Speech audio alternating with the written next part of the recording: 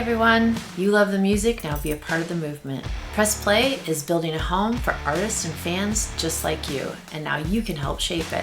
All you gotta do is go to pressplay.me and grab you some merch and wear it really loud and really proud, and of course buy it for everybody you know. And know that you're helping musicians and music stay real, independent, and alive. And here's something really special. You can send a personal message to the artist of your choice. If we've done an interview with them, you have an opportunity to write them a note. You can write them a small message, or you can write them a whole letter, and it will go directly to them. Just click the link on any of our interviews, write from the heart, and let your voice be heard. So tune in, rock with us, and press play. Get the gear, send the love. Music lives when the fans do. Everybody, welcome to Press Play Conversations. I am the Don. With me is Tina, the CEO of Press Play, and at some point, Dean Baldwin from SiriusXM's Classic Rewind, Deep Tracks and Classic Vinyl will pop in here. But the man of the hour right now, or half hour, or 20 minutes, whatever we get with Gowan, is Gowan. How you doing, Gowan? Very well, thank you. Just like you all. We're on the Dean clock. We're on the Dean clock, yes. The Dean clock. And what the focus here is going to be on Circling from Above. It's such an incredible record. Why it stands out so much is I remember Dean, when he got a copy of it, and he just messaged us right away, and he goes, "This is absolutely incredible." And our whole thing has been based on, I talked about this last time when I saw you last July, and Tommy was up there talking about how people will think rock is dead. But then there was teasers about this album. Now it's out, and there's no way anyone could ever say that about Styx. At least, this album is like one of those pure, albeit a concept album. I mean, every song flows to the next from the intro out, and I just love it. And a lot of the 3-part of you, Will, and Tommy, from writing to vocally, this experience has probably a very beautiful one, right? That you did with this record. It has been. Thanks for all those kind words. Man, Dean said that he's worth waiting for. So, yeah, we kind of hit our stride recording wise in 2017 when we made The Mission, and The Mission in 2017, and then we kind of built on that really well with 2021's Crash of the Crown. But that really kind of blossomed into this stream of ideas that just began to flow almost effortlessly. It's never effortlessly, but I mean relentlessly. Let's put it that way. And, good word, yeah. And it resulted in us, coming up with this record. And really, once we put the running order in place with these songs, Dean, he made it. He made it. Oh my God, technology. Oh, hey, that's the theme of this album. So, nature versus technology. So now, Dean, what Gowan's asking, let me just recap real quick for you, Dean, so you're up to speed. So what I said to Gowan was, I said, first off, I brought up how when you heard this album, you messaged us right immediately and went, this album is incredible. And I talked about how back in July when I saw Styx, Tommy was on stage talking about how people will say rock is dead. Then you get an album like this, and this is as fresh as anything that we've ever heard before, and it sounds fresh. And so Gowan was just talking about, I said, the 3 parts with Will, Tommy, and Gowan, they're writing their vocals together. It seems special. I asked Gowan, how special is it for you to be a part of this? And that's what Gowan's answering. So you want to continue on, Gowan? Oh, go ahead. Real quick, I'll share that. Yeah, I was sitting at Will's place when he played it for me, he and Dara. And I was like, oh my God, I can't wait to go talk about this. I mean, I was ready to go just start. And they're like, no. We're going to do a kind of like a quiet launch. So I had to sit there and sit on my hands for a couple months, which was really difficult because the album's difficult incredible. For him, so he was like, oh my gosh, it's so good. Yeah, that's great to hear, guys. I love all of your analogies, and please print that on the front page of the New York Times.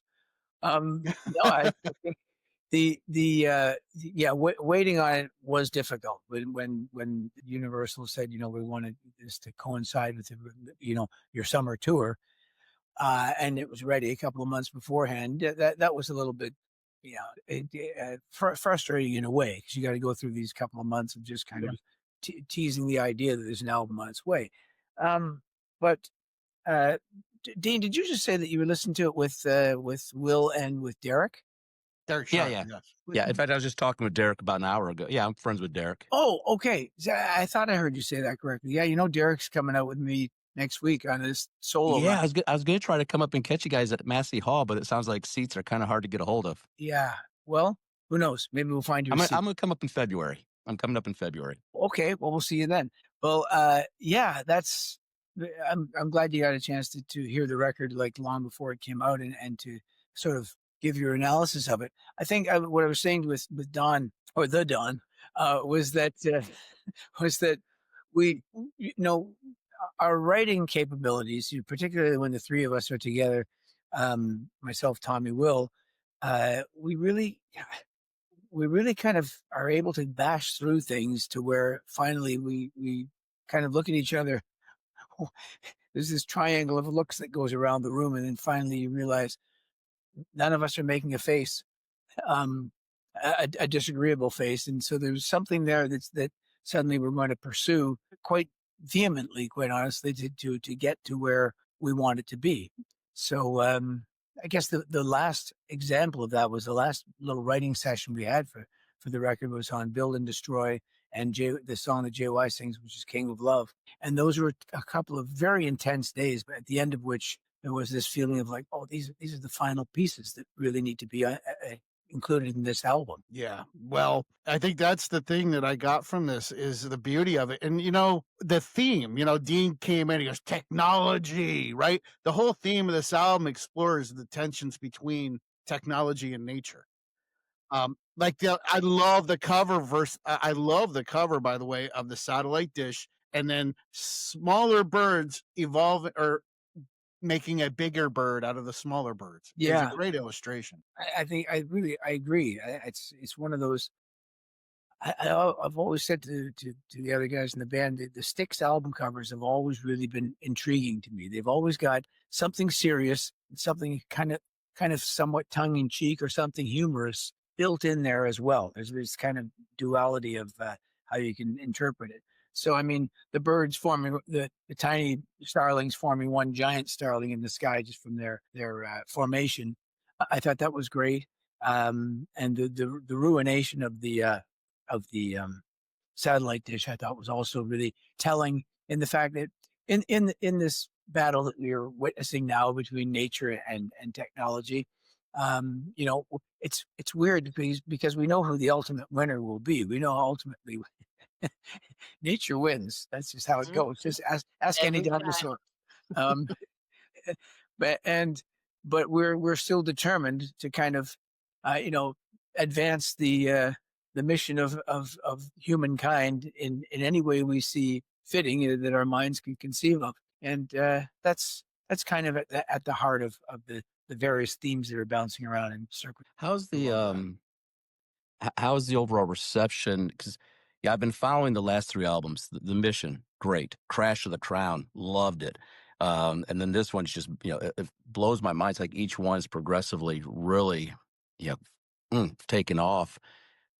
How's the audience? I know, because, they love the classics. Everybody always loves the classics, but are they making space for the new music? Well, this is it. You're up against... I'm a fan of music as well. So I have this, it's amazing how once we love sequence of albums from a band, it's amazing how we build up this sort of inner resistance to anything else entering into that space because, we've got it now. We kind of feel like hold it at that threshold because it's, I don't know if our minds can absorb any more. And I can give you lots of examples of that. But then when something comes along and defies that I guess you wouldn't call it an expectation, but almost a barrier. I think that's the greatest thing that can happen. And when we see, for example, people that comment on the record because of social media commentary, etc. And also, critical people there are some critical people out there who are extremely critical of Styx. and to see them suddenly kind of see their knees buckle and go, this record is just really, really strong. I really love it. And that's happened on quite a few occasions. at this point is really, it's quite gratifying, honestly. And I mean, just again, some of the comments on, I saw on the latest one we put out was called Forgive. And some of the comments on that are just, they're really, it shows that people really, if they keep an open mind to it, they'll allow a band to continue to evolve, even though it's 53 years in existence. I noticed there's verbiage in there about sometimes there's friction or when you're creating, there's some tension that happens, but it's a natural. Is it more like a brother thing, like the three of you being in a band for a long time or for some time? And how does that feel? That helps to create more. I'm not saying tension like in a bad way. No, I know. That, you know what I mean? Years ago, I used the phrase, and I've used it many times since, somewhere in the 80s, a creative friction. Right. Unless there's some friction, there's no fire. That has to be part of the equation. I think that what's really interesting about a song, say, has two writers, but particularly with three writers, you've got three separate musical histories, personal musical histories that are coming into the room together, trying to converge and to sculpt something where all three are satisfied, even though one, let's say, has got more of a jazz background, the other one's got more of a rock blues background, the other one's got more of a classical background, and you're trying to bring those elements all into the picture as much as you can, and that's bound to have some disagreement along the way. But those disagreements, if you're lucky, and we just happen to be in this kind of groove right now, those disagreements wind up causing the best parts of the songs to happen. So I invite them, as uncomfortable as they can be, for a few minutes or a few hours in the room. We're all aiming for the same goal. We want a song that really resonates with us, first of all, and then has the chance to really reach, a larger set of ears, or more ears, not necessarily a larger set. That doesn't make sense. I was going to say, if we go back, I think a segment here, you talked about, how people really want this old music, but you're starting to open up a new, they're starting to open up to the newer stuff. Yeah. I feel like, we listened to Styx growing up, and of course we have memories that, come along with all those older songs. And I feel like because rock isn't dead and rock is coming back into the mainstream, you guys are starting to pick up younger ears that are listening to your music. And as long as, you guys are coming together in a mature way and you're writing about mature subjects and really interesting, fun things, you're going to pick up those ears, and you're making new memories for a whole new generation of people, which to me is really awesome. Well, that's a great analysis, Tina. Honestly, that's something that I do try to point out whenever the opportunity is there. When I look out at the audience on any given night, there are people from 10 years old, even younger sometimes, all the way up to someone who's, well into their 70s and sometimes even beyond that. So you've got multi-generations there. But you're right that anyone that's under 40, for example, they weren't even born when the biggest records of the classic rock era were released, right? So they've come after the fact, but they are the ultimate testament to the fact that rock music, particularly the last half of the 20th century, assuming that that's how they discovered it, obviously, with in going into the classic rock echelon, they really are a testament to the fact that music really was the great statement of the last half of the 20th century. It's a type of music that has real longevity built into it. We never thought it did. We always thought it was extremely transient, and that it would come and go like any kind of pop art. But it seems to have transcended, multiple decades now. And it still speaks to people. And the younger ones that are in the audience, the younger being, let's say, 40 and under, arbitrary number, they're the most open to a new record. You can see it. You can see it in the audience. They're the ones that bought the new T-shirt, wearing the old vintage one, unless they found one on eBay. And they're the ones that want something concurrent with their own experience and their own timeline with the band. And that's the type of record that we're trying to really provide them with while simultaneously making sure that it sounds like it comes from that mindset or that place that the classic rock emerges from. Well, let me get your thought on something. And I'm going to be careful with how I phrase this because I'm not trying to get you to speak in opposition to the label. But do you think is there a hesitance? Do you think the fans, if given the real shot, even the classic fans, would get on board if there is, for lack of a better term, the proper push behind the music? Or is there too much concern on the side of the infrastructure, the labels and et cetera, to put that faith in the fans? So if I understand what you're getting at, Dean, music is in a very perilous place right now. It just is. It seems like this is the next wave of what happened when the internet came in and pulled down all the major labels and made them have to scratch their heads for the Napster days, like the Napster stuff. Yeah, that's right. So for a few years, they were basically in disarray, trying to how do we get back to monetizing music, etc. And their problems, right? Which it result in being our problems to some degree, but our real, we don't, if we focus on that, we're just going to write garbage. and we decide instead, let that part of it kind of resolve itself. And I might be getting off track here, Dean, from what you were referring to, but there's, especially a band like us, there's, Universal being our label, I personally understand how they have to be in the business of commerce, and whatever is the brand new thing, if that's going to bring money in, the quickest they're going to go with that. In the meantime, there are still music people. I mean, true music devotees that exist in record companies that go, I'm just going to keep promoting this record for the next couple of years, and bit by bit, the little battle of attrition is going to eventually wear people down to where they know this is strong. That's exactly what they did with the Mission. They said to us right up front, this isn't going to be like a big splash and then that's it. We're going to continue to kind of keep promoting this.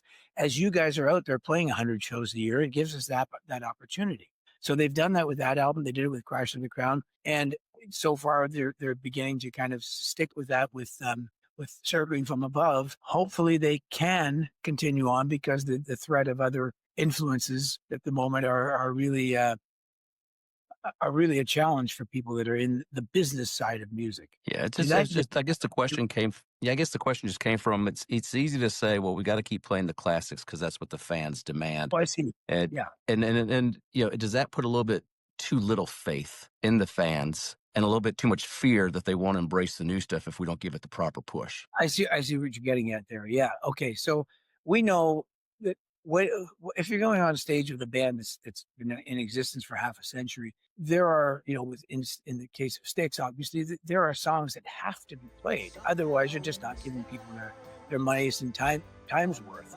If you come to a Styx show, you're never not going to hear Renegade or Come Sail Away or Blue Collar Man or Grand Illusion. Those are in every show, and it's a good list of them. What kind of spices it up is when we do something that people aren't expecting, like some album cut like Boat on the River or Man in the Wilderness, or for a while there, Mr. Roboto was one of our kind of different ones that we would play. Now we play it in every single show. But having a new record gives us that opportunity to slide one in there, but make sure that it doesn't interrupt the flow of the show. I think where a lot of bands get stuck is where they almost apologetically go into something brand new and almost sheepishly knowing this might be the opportunity for people to get up and take a break from the show. We've kind of found a pretty deft way of integrating something right into the show, just by finding, because we play so many shows, you find in the emotional arc of the show where that moment is, that you can slip it in there. And by the time people are halfway through the song, a lot of them could be scratching their heads as to, like, is this from one of the first 5 albums that I don't really know really well, or it's brand new, or what is this? And I've seen that happen now over the last 8 years with these 3 albums, that people are because we've really, I know, not to sound like we've accomplished everything, but we really have kind of nailed, I guess, for lack of a better word, or really convincingly recorded in a way that sounds like it's from the classic rock era. These don't sound like modern records, they sound Right. like No, totally. we used clunky old analog stuff to record with, and that comes through in the overall effect. Yeah, it does. Yeah, and speaking of tracks, because while I got you, I want to talk about some of these songs. Now, Build and Destroy is the single. Earlier you were talking about putting the construct of the album together, and I know 99, I'm just throwing out a percentage, but the vast majority of artists put songs in a track listing for a reason. The intro obviously bleeds right in, and I love when songs, that's the old school in me, like when a song bleeds into the next track. That's what happens here, right into Build and Destroy. Is that what you wanted to use as the epitome of the theme of the album by putting Build and Destroy in there as the Yeah. second track, basically? First of all, I couldn't agree more. I love when an opening piece kind of dovetails into that second song. I mean, I think of a Funeral for a Friend into Love Lies Bleeding. I think of We Will Rock You into We Are the Champions. The way that first song sets up the second song, and I think that's something we were focusing on with Circling from Above. Actually, I had said that I think Circling from Above feeding straight into Build and Destroy, it just makes a lot of sense. And then it was actually my brother Terry that said that should be the top of the album. And then once we listened to it in that sequence, we realized that's exactly how it should go.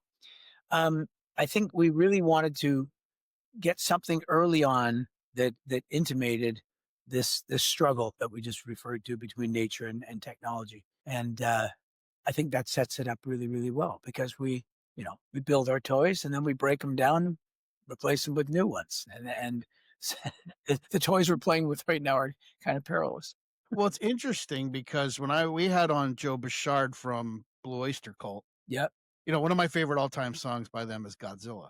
And the whole thing about Godzilla was the monster was created because of man's polluting the water with radiation, right? Yeah. History shows it again and again, pointing out the follies of man, Godzilla. Yeah. And that's really, I mean, now we got technologies, kind of that whole next level of how we interfere with nature. Yeah. Look at that. Tying in Blue Oyster Cult and Styx. Look at that. All right. And now Forgive, I want to talk about, because that has a trade-off between you and Tommy. Yeah.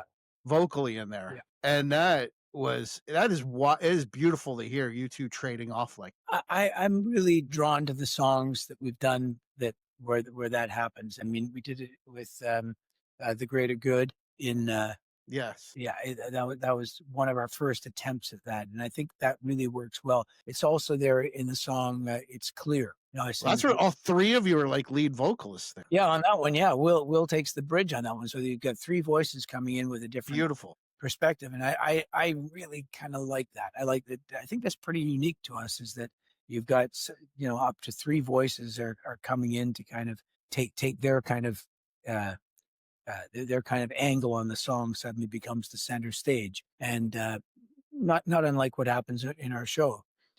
With Forgive, I mean, what I think is so natural in that song is the whole concept of forgiveness and internally coming to forgive someone. It takes two, at least two, right? Although let me back up on that a little bit. No, ultimately it may be just, yourself that you have to forgive. And so maybe it only takes one, which is why in the video we had the character look in the mirror several times. But it really, it's a tall subject to try and encapsulate into a song. And it's an open-ended subject because, it's something that we strive for over the course of our life. Because we always have heard that the one doing the forgiving actually benefits the most from it, but it doesn't often feel that way. You have to internalize it over a period of time. And I think time is the one factor that is at the center of that. That's why the chorus, I'm singing, I'll keep saying, I forgive you, and please forgive me too, till the day that it's true. It's an ongoing process. I love that.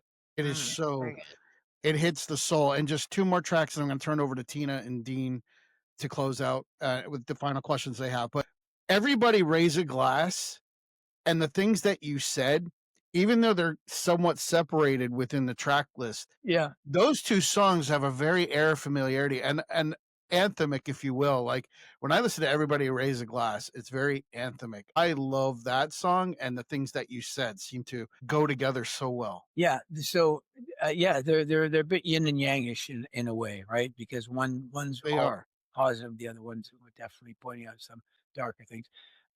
Everybody Raise a Glass.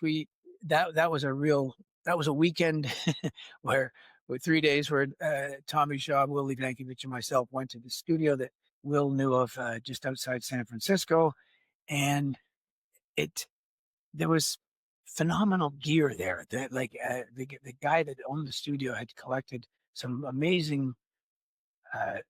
He had the soundboard was from I think it might have been from Trident in England. He had Christy McPhee's uh, B3 organ. That Wow. with.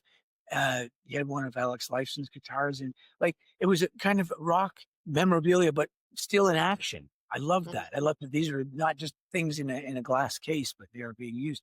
And that struck me, made it for a great atmosphere. That, and we're kind of in the forest just outside San Francisco, and it was torrentially raining for that entire weekend. And you're in this forest, I guess pretty close to the giant redwoods and stuff like that. And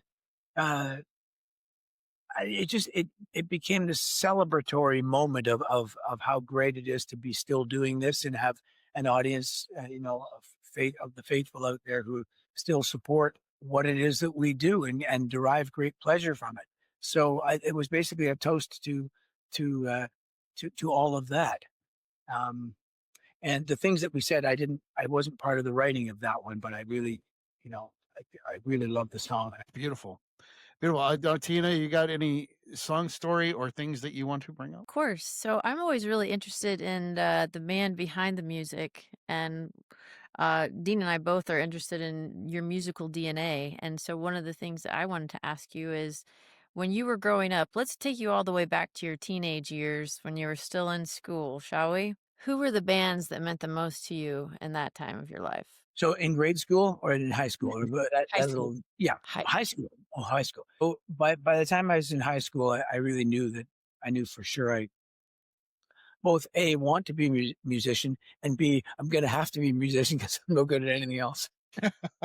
I thought up until then I could play off whether I should be a professional hockey player or a musician. But by the time you're like 14 years old, when you're young playing hockey, I'm just going to take this in different directions for a second. I was a good skier, so I was able to kind of get out in front of the pack. By the time you're 14, guys are suddenly, all of their physical attributes have sped up to the point where, let me put it this way. It's like the old joke that Todd often tells. It says, when I was a kid, I wanted to be a prize fighter, and then one day I fought a guy who really wanted to be a prize fighter. And that's a great analogy. Yeah, it's kind of how it is in hockey. And it's like that in any walk of life. It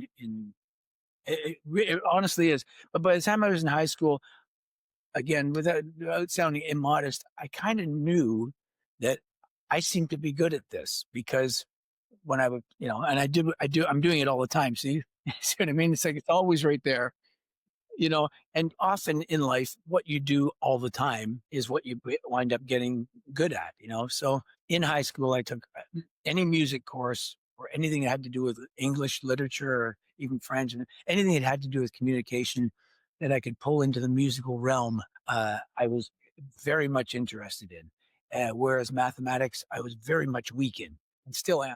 And I'm in the same boat. Yeah. So the bands become the center of how I'm forming my personality. So based upon everything to me is based on the Beatles' career, every aspect of rock music that I've ever encountered. So from there, I loved in the early high school, I loved Rolling Stones and a Canadian band called the Guess Who. Those are my two center bands. And then Chicago.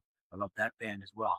But then the kind of gigantic explosion was the progressive rock bands of Yes. Once I got a copy of Close to the Edge, there was never a day that went by for the next 2 years that it came out that I didn't listen to the entire album. That entire record became such a huge thing. There was a picture of Rick Wakeman in Time magazine, I've mentioned this a few times before, where I was wearing the gold lame cape, and I suddenly, and all the multiple keyboards around him, to me, that was like a photograph that made me go, a piano player and a superhero combined together. Right. Yeah. Yeah. And the blonde hair, the long blonde hair, just Yeah. like, it was just amazing to me that, and, from there, so Genesis then came into the whole thing, and Peter Gabriel, and Tony Banks, and then, um, Emerson Lake and Palmer were huge. Jethro Tull became kind of a big thing as well, particularly with Thick as a Brick. And the idea of a long statement, that suddenly tied into I'm studying classical music at the time, and I loved the idea that these are becoming symphonies. These albums are becoming like full on symphonic pieces, Elton John, Queen, they all kind of came in succession throughout high school. So by the end of high school, I was writing enough of my own songs and playing a couple of different bands in high school, or three at one point. And those are the main foundation bands that I still kind of listen to and still formulate everything on. That's awesome. That was a great answer. Thank you. It was a great answer. That was a great answer. Thank you. I'll hand it over to Dean because it was a long answer. So Yes. Yeah. No, only a couple questions I have. First, one was is more of a statement of talking about the various vocals. Bill shocked me on how well he channels Roger Daltrey. Yeah, me I too. think it's is it We Lost the Wheels Again? Yeah, We Lost the Wheel. That's a great song. That's his song. It's got like a Who vibe. It does. Entirely. He actually flat out says, "I'm trying to write something that would fit on Who's Next." And when I heard it, I loved it immediately. And it's one of those things. I just really loved his whole demo of it. To me, was just right. So ultimately, I took a crack at the vocal on it, and then we just thought, it was good, but it didn't beat what he already had there. The only part that we felt was a bit of a step up is that I sing the bridge on that song. So the bridge vocal in there is is me, and then it hands back to Will for the back end of the song after he'd set it up. But it's a really cleverly put together piece, and is the right kind of it's a real guitar rock piece that I'm always, a little envious of, because there's really nothing I could add to it other than the vocal in the middle to kind of help to lift it. Yeah, it's a fun song. The other Yeah, question you're talking about as you're growing up, you knew there's that moment where you knew, hey, this is what I want to do. I want to play music. Do you feel, when we talk about the way the state that the music industry, we'll call it the industry, is in, do you feel like, so it's always hard. It's always been hard for somebody to make a living in music. Do you feel it's still equally as hard, or do you think it's actually harder for, like, once upon a time, as you grew up, if somebody wanted to make a living, they strived to get that record contract, to get that money up front. The contracts aren't the same now. Streaming doesn't pay. Is it more difficult today for somebody to want to make a living out of music? I have so much respect for young people that are trying to make it in music, because I think it's much harder. I think it's much, much harder. Unless you become, and I'm not disparaging of this entirely, but unless you become one of those manufactured artists, that every decision is made by a large committee of people, and ultimately it can really work, because you can get some great little pop ditties out of that. But I would challenge to see just how much longevity is built into that. Who knows? The difference now is that, I mean, when young people ask me for any advice in the music business, in the music world, what would you tell a young musician? First and foremost is, none of my advice is relevant to what you're going through compared to what I grew up in. And what you're referring to, Dean, is there was this kind of ladder to success. It was like, in simple terms, you put your band together, you wrote some songs, you started playing clubs. Yep. You would hope to get enough of a buzz going that you would entice an A&R person who should know, or whose taste is ubiquitous enough that they can, they think they've got something that's sellable, and then you make a record for them. And then if that doesn't work, you get to make a second record, because there's artist development that existed and everything. That's exactly the paradigm that I grew up in. None of that exists now. Okay. Practically not. I mean, there's still A&R people, but they're only one of a gigantic conglomerate of people that go into the manufacturing part. I think if I was to look over the history of music, as far as how do you make a living doing music, I think we are closer to what musicians faced in the 30s and 1940s, maybe even into the early 1950s, where you could be a professional musician and you probably have another job as well. I'll give you an example. Our drummer, Todd Circum, his father was the drummer for Lena Horne, but he was also a podiatrist. Like, I think that existed a lot in the past where you had a secondary thing to support your music addiction and your music habit and your your insatiable desire to be a musician. And I think now you have to cultivate that. It's too bad because, like, for me, it was 24 hours a day once I leaned into it, and I really there were very some extremely lean times. I won't lie to you about that. But they actually helped to kind of stoke the fire even more so. Where it is now, it's like yeah, the revenue part of it has to be almost not even a consideration. You're just doing it because of your love of music. So that's the one piece of advice I do say to young people is if you fall in love with music, it will never let you down. If you fall in love with the music business, it will always let you down. You know So what else is choose missing? which way you want The to go. the AOR piece too. You know, you look at Styx. Styx, I think, is a perfect product of how valuable AOR radio Oh was. yeah, And 100%.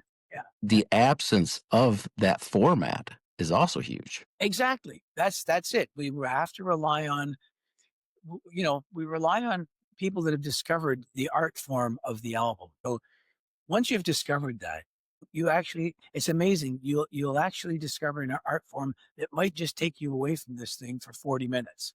Okay. Which is pretty Yeah. amazing because there's hardly anything can do that now. Netflix series, I don't know. But once you discover what an album can do to your life when a record goes from beginning to end over a 40-minute period, roughly, just how much that can enhance your musical experience on planet Earth. You become glued to that. That's why when I go into any town I go to today in Mankato, there's a vinyl store down the street here. I know when I go in there, there will be people of all ages, not just people buying up their old albums. Like people of all ages that have discovered this great thing that's that doesn't really have a tremendous platform out there anymore. If I want to use that term, like AOR radio to champion it. Really what you have to rely on is just their love of music to bring them to it. And like you three, we've heard what Circling from Above does for Styx. It's a beginning to end little theater of the mind that a little trip you can take musically that really brings you closer to what the band is at its core and would make any show that you come to all that more enjoyable. Indeed. Love that answer. How much time we got, Gowan, or you have to go right now? Keep going. I just got to go to the gym and. Well, I wanted to ask you because Dean's question leads me to and what Tina was talking about. In your career or your life, did you have a point where you're like, I'm done, I'm giving up? And then what was the opportunity or the thing that kept you going? Did you ever have that? Okay, I've never been asked that, and I've kind of always wanted to be asked that because I have a good answer for it. Yeah. So at this point in my life, okay, here's what happened. I had a band for 5 years. We played the clubs and thought we were gonna, they thought it was close there for a while, but the band broke up, and I was being the leader of the band. I was left kind of holding the bag because the band was like $42,000 in debt. Ooh. And in the early 1980s, $42,000 in debt, it would be the equivalent in your mind anyway to about $4 million. Yes. Like just seems like an instrument, monumental sum. And then suddenly, one day the gods of rock smiled on me, and I got a record deal as a solo artist and made my first album in Toronto and New York. And everything just looked like it's all going to click. It's all going to fall into place. And the record came out and was not a commercial success whatsoever, despite being on Columbia Records. And they gave it a good push and it just didn't click. So I'm thinking, okay, are they going to let me make another record, which is, we talked about the artist development. B, I've still got this $42,000 debt, plus the debt of the first record I just made. Go back to the record. So I'm thinking, yeah. So one day I'm in the bank, the actual bank, and I'm trying to keep up the payments on lights and the PA and all the musical equipment that I had sitting in a storage place. And the president of the bank said to me, he said, listen, don't you think it might be time to kind of give it up, right? I'm 24 years old and I'm thinking, 25 years old, actually, 25 years old. And I'm thinking, he's probably right, but I can't turn back now. Maybe I should, I don't know what to do. I basically am like, so I wrote a few songs. Record company then said, okay, we'll let you make another record. And then just an amazing thing happened. I got to go to England. I got to record in Ringo Starr's home studio with the guys from Peter Gabriel's band, Jerry Morata, Tony Levin, with a producer I really wanted to work with named David Tickle. And at the end of making that record, Ringo himself, came into the room. It was the same house where John recorded Imagine. He came into the room and said, he's been in and out of the room the whole making of the record occasionally. And he had said before, oh, it's sounding good. And he told me face to face, he said, your record is sounding, I told you it sounds good. He says, it sounds really good. And it was an eye to eye little moment that I had where this sudden lightning bolt of confidence came in to me that I thought. I just got goosebumps when you said Ringo Starr looked in your eyes and said, yeah. This happened. It's a Beatle. And it's a freaking Beatle telling you it's really good. It seems like a dream now, but this is exactly how it happened. Yeah. I came back to Canada with that record, with this built-in sense of like, it's all going to work out somehow. It's going to work out. And a few months later, when the record came out, the first song was released and it got all over the radio, AOR radio, a lot of it, quite honestly. It's a Criminal Mind. And within months, I played a bunch of shows. I got to open for the Kinks at Maple Leaf Gardens. A bunch of great things happened. I suddenly had to where I was able to go into the bank, see that bank manager, and hand him a check for the entire amount. And I walked away clean. And man, was he ever impressed. And so that was my pivotal moment in my life. And there was a little saying that my dad had given me on a little tiny piece of paper. It was the one word that said perseverance. That nothing in life beats perseverance. So whatever you're doing in life, just if you really have the confidence that you're really good at it, do what you're good at. Persevere, and it might work out. And also try to be really lucky too. Serendipity. I think Dean and I have talked about how there's serendipitous moments that happen, and you had that when you're out there in England. Serendipity brought you. Yeah. Peter Gabriel and Ringo Starr. Holy smokes! Before we close out, you're in front of the keyboard right now. Yeah. What is your favorite warm-up song? Before a Styx show, there's one piece I like to, after I've done all my scales and chords, we spend a good couple of hours prepping before every show, music, etc.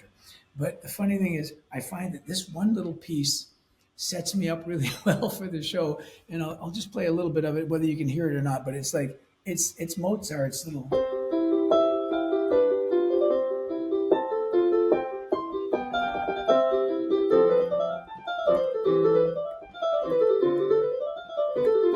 that piece there. Love it. And then the other one I love is doing any little bit of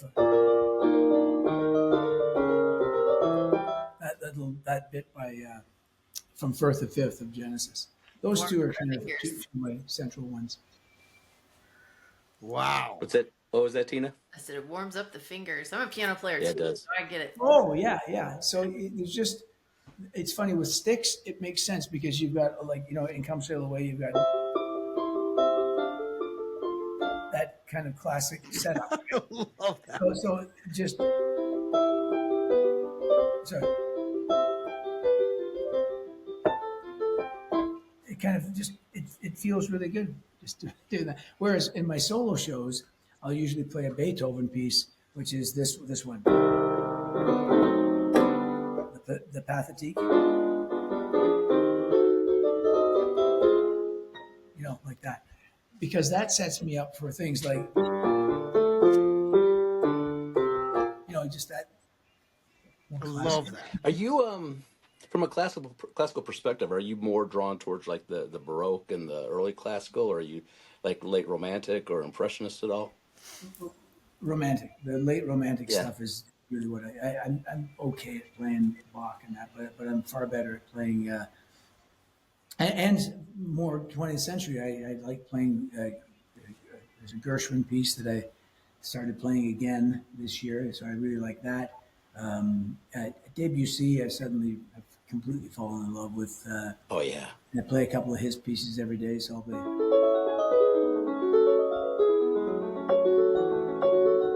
I don't know if you can hear that. But that's a nice. Oh yeah, we hear it clear. And I got chills.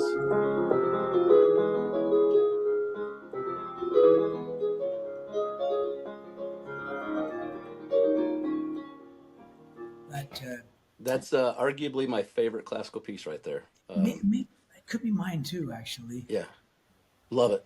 Yeah. Wow. Yeah, Claire de Lune. Yeah. Tina, what's one of your favorites to play, Tina? Since you're a piano player. Oh my gosh. Well, I like to play just like normal music, like what am I favorite? Normal music. Normal music. I like that. Normal. I mean, I can play some Beethoven and all that kind of stuff because you like when you're learning how to play piano, that's what you're playing, right? They teach you the classics. But I really liked playing like I was probably 7 when I started taking piano lessons. Yeah. So by the time I was like really into playing, I was playing, you know, like Walking on Sunshine and, you know, like the pop. I really got into Katrina and the Waves. Yeah, like learning how to do pop music on piano. So yeah, those are kind of my, like those are the ones that are ingrained in my head. And I haven't played in a long time, but I can still sit down and play those. So yeah, it's like muscle memory. You remember how to play it. Tina, if I ever open a record store, I'm gonna have a huge section that's marked normal music. Yeah. I think that's beautiful. You know what I love? I've never heard the term before, but it makes tons of sense. Normal music to me. Well, like who combined the two, like Barry Manilow's "Could It Be Magic." I love that whole intro. "Could It Be Magic" by Barry Manilow. Chopin.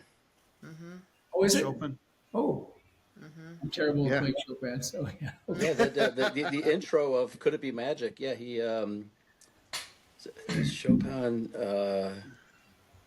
Prelude in C minor. I can't remember, but yeah, he built the song around that. If you go to the chorus, you can hear it continue. Come I used to play Memory. Oh, Memory is a beautiful song. Yeah. Oh, look at that. One of those normal songs. The Barbra Streisand. Yeah, Memories. Now the sound of the pavement. Barry Manilow did a version of it. From Cats. Mm-hmm. The music Cats. Oh, that one. Yeah, okay. Mm-hmm. Right. Pretty one. Yeah. That normal song. That normal. One of those normal songs. That's right. Yeah. Another good normal one is. I'm never gonna live that one down, Gowan. You're not gonna live that one down. No. Yeah. Another good normal song is the Serpentine Offering by Dimmu Borgir. That's another beauty. You know, it fits perfectly well with that Barry Manilow piece. Yeah. Oh, Gowan, you're awesome. Thank you again. I know you're in Minnesota. You have a show tonight? Yeah. We're playing next 3 nights in a row here tonight in Mankato. In Minnesota. Minnesota tonight, and then another town tomorrow, and then another one after that. And then when are you coming close to me again? Indiana. Where are you again, Tina? Indiana. In Indiana. I'm not sure. I'm looking right now. When's your solo tour kickoff? That starts on November 19. And we play through Montreal, Quebec City, and some other cities in Quebec, and then we come down the highway to Toronto and play Massey Hall on the 29th of November. Wow. Yeah, the famous Massey Hall. You know, we just had on oh my goodness, Dean. Who was the gentleman we had on the other night? Andy from Coney Hatch. Andy Curran from Coney Hatch. You had Andy Curran. Yeah. Okay. Yeah, we had Andy Curran on. I couldn't remember the name wasn't sticking to me. I just remember Coney Hatch. Andy Curran, and he also has the band Envy of None with Alex. Yes, with Alex. Mm-hmm. Well, the reason I brought it up is he talked about seeing Rush at Massey Hall when they recorded the live album, right? All the World's a Stage. Yeah, I went, man. Yeah, I was gonna come up. I contacted Gary Borden. I said, "Hey, can I come crash with you?" And I was gonna stay with Gary, and he was all excited that I was gonna stay with him. And then I guess again, it's packed. It's an iconic call, so I'll come up in February. But it is, but he was well, disappointed I had okay, to cancel on him. Dean, you've just tricked my memory there because I know that Gary. I'm trying to get him a set of tickets, so maybe you'll wind up coming He over. told me too. He goes, "It's going to be tough." Yeah, I might, but you never know. Last minute things can happen, so that's Yeah. what I told him. You're coming Mancado. April 16th of next year. Can you wait till then, Tina? I have to wait until then. To But see normal music. I'm definitely gonna hit you up and say, hey, I need to come backstage and do a little while you're in town. We'll figure that out. Okay. Tina, do you consider Styx normal music? Yes. Okay. Yes. If they're on my Spotify list, they are normal music. We take normal music to a whole new level. There's the new T-shirt. That's a new T-shirt right there. If we're ever in the car together, there's an 80% to 90% chance you're going to be listening to classical. That's fine. I love classical. That will become your normal. That will become your normal with me. You don't want to get tired of it, though. I'll just be like, can we play some normal music? Gowan, if you don't create shirts that say we take normal music to another level, I would buy that shirt in a minute. It's a $1 million idea for you, guys. All right. Well, I'm gonna come see you at the Bay Care Sound February 27th in Clearwater. Great. So I've already got that set up. So great. All right. Thank you, Gowan. If you could stay on for just a second, we just have a couple things to wrap up with you. Oh, yeah, right. Yeah, we said we do that. Okay. Right. So everyone, thank you for watching. Go see Styx. Go see Gowan when he's out solo. And we'll be back next week. Thank you again. Thank you, Gowan. Nice to talk to you guys. Thanks, Dean. Thanks, Tina. Thanks, The Dawn. Bye-bye.